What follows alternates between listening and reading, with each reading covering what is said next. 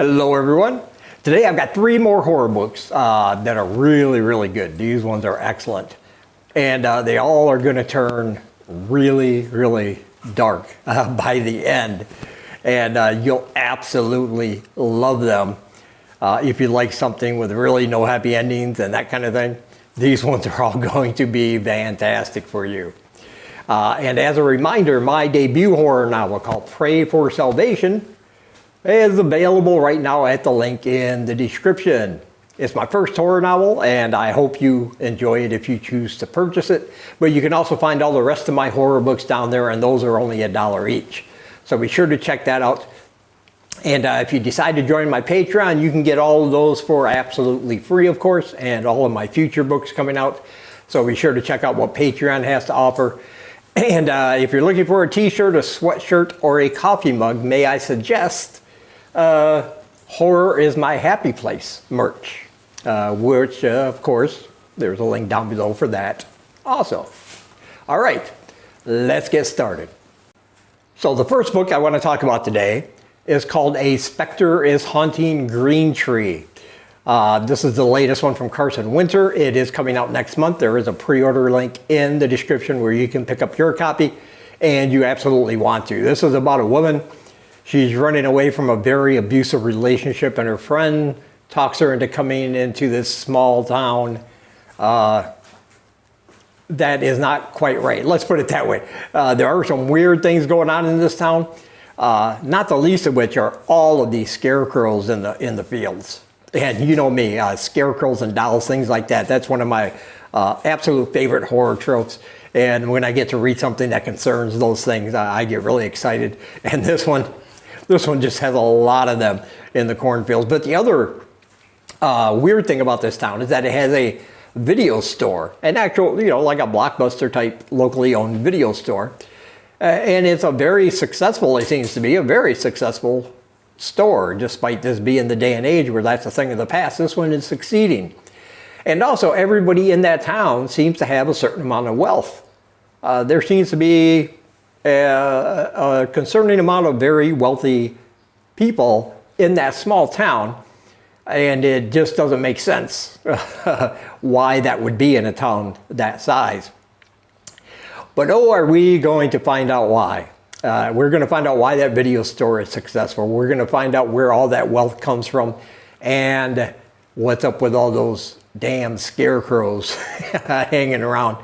And this one is going to go from an oddly weird kind of small town horror to something much more dark, much more terrifying. And things are just going to go out of control there near the end. Oh man, this one is good. And I'm a big Carson Winter fan. I've loved a lot of his previous works and short stories and things like that. And this one is an absolute banger. And it's definitely one you do not want to miss. And as I said, there is a pre-order link in the description, and just buy it. That's all I'm going to say. Just, buy it. And next we have something, a little blast from the past by a young up-and-comer named Chuck Wendig. Of course, I'm joking. He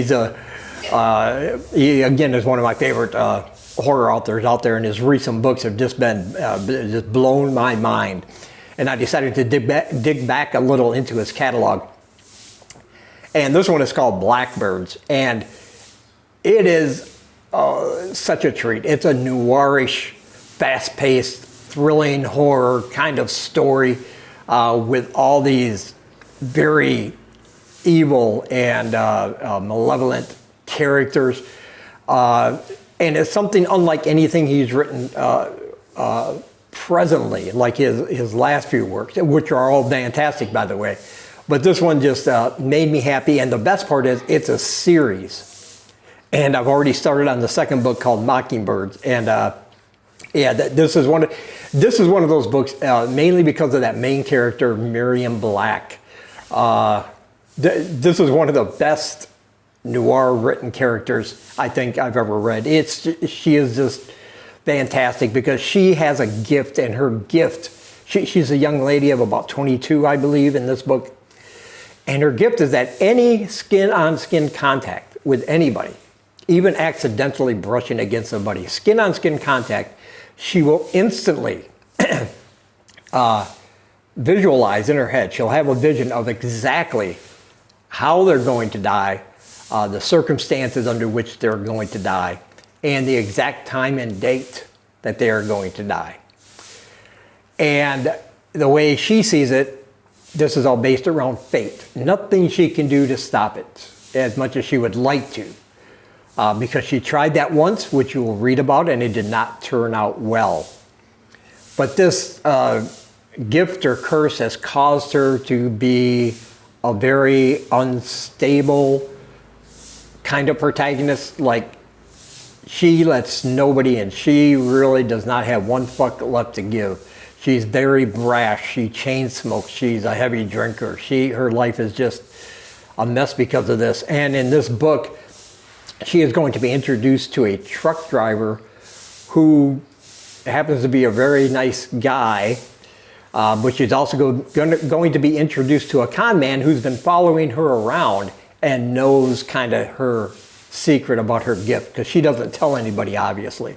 But he has dirt on her, because when she knows somebody's going to die soon, she shows up at the scene of the scene of the place where they die, and she rifles through their pockets for cash and credit cards. That's how she lives. She's a nomad, going around touching people. And when she gets to the right hit, she'll show up and empty their pockets before the police or anybody else shows up. But this con man has been following her, and he knows this. So he is blackmailing her and manipulating her to do this for him and, work with him. So, and basically he just wants to take advantage of people. He is not a very nice man at all. And then there's an organization of some very, very wicked people who get wind of her power, and they feel it would be in their best interest if they had Miriam working for them as well, even if they have to torture and force her to do so. And things in this book are going to get bleak. They're going to get dark. They're going to get out of control. But again, it's one of those just fast-paced novels that moves along. I absolutely love that character. I did not want to put this book down. It just flew by because of how well it was written. And like I said, it's not your typical Chuck Wendig, novel. Oh, but man, this just goes to show the scope that man has, which is why he's one of my favorites. Like, he can write about anything, and it would be interesting. Yeah, I absolutely love this one. Of course, I highly give it my highest recommendation. And you can pick up your copy at the link in the description. And now, as Stephen King said in his latest collection, so you like it darker? Well, this one is going to fit the bill. This is the latest from Ruth Anna Evans. It's called Against Medical Advice. And if you don't know about her, she loves body horror and she loves medical horror. And this one it will crush you. If you're a parent, this one is going to give you all kinds of wicked feelings, because this is basically about a man who's left alone with his little daughter as his wife is taking a once-in-a-lifetime cruise from some money she inherited from her family that he decided to let her have that, stay home with his daughter. But his daughter begins to exhibit symptoms of something very wrong. She can't breathe. She has, her stomach hurts and her head hurts, and he just hates seeing her in pain.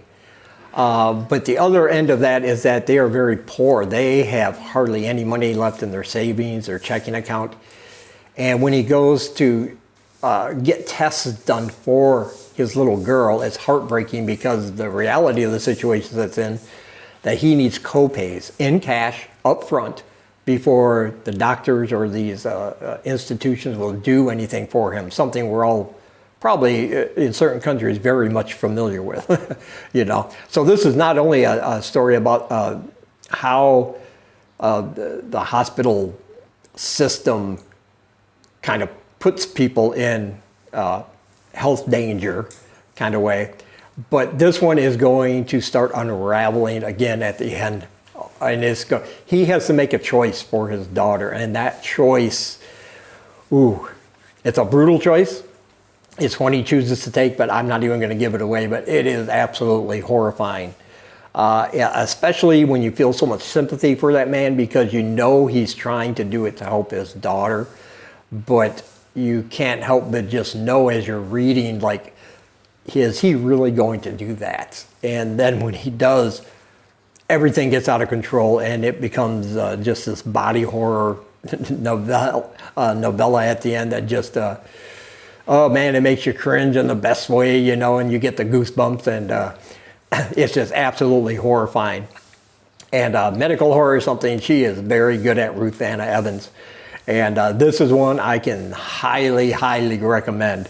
Like I said, if you're a parent, just to let you know, you're going to get some feelings out of this one, so be prepared for that. But even as somebody who doesn't have any children at all, it was still just that decision he had to make and how it all started unraveling. As a social worker, also starts getting involved, and she's also a mess. She's addicted to drugs, and she sees some horrible things in some of these homes, and their stories are going to collide, and it just becomes something else, man. That's all I can say. I absolutely love this one. And of course, as always, I highly recommend it to you, and there's a link down below where you can pick up your copy. And as always, I want to say thank you for taking some of your time and spending it here with me. And until we meet again, keep reading spooky, my friends.